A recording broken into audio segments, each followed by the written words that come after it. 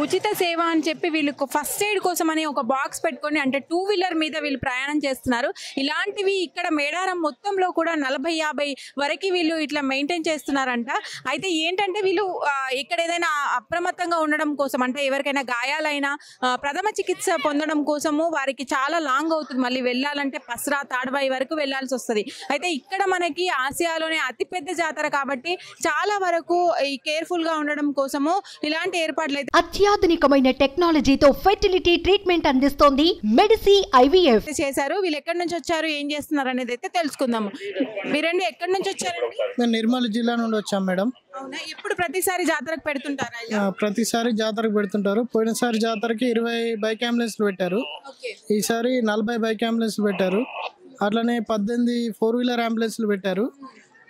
Crowd ఎక్కువ ఉంటుంది కాబట్టి 4 వీలర్ వెళ్ళలేని పరిస్థితుల్లో ఈ బైక్ అంబులెన్స్ వెళ్ళి ప్రథమ చికిత్స అందిస్తుంది.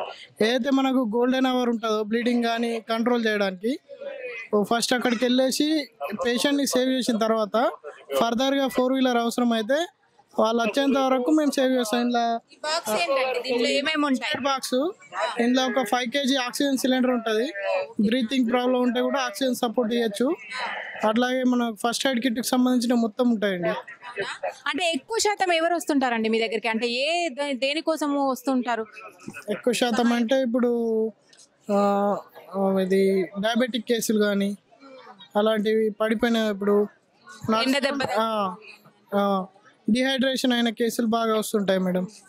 అంటే కొన్ని పరిస్థితులలో వాళ్ళని మూవ్ చేయాలంటే కూడా మీరు బండి మీద తీసుకెళ్లి మూవ్ చేయగలుగుతారా? అంటే పసరా తాడవాయి వరకు కూడా ఒకవేళ ఒక 2-3 కిలోమీటర్స్ అంబులెన్స్ ఎక్కడైనా స్ట్రక్ అయితే వెనకాల తీసుకెళ్ళగలుగుతాం. పేషెంట్ కాన్షియస్లో ఉంటే తీసుకెళ్ళగలుగుతాం.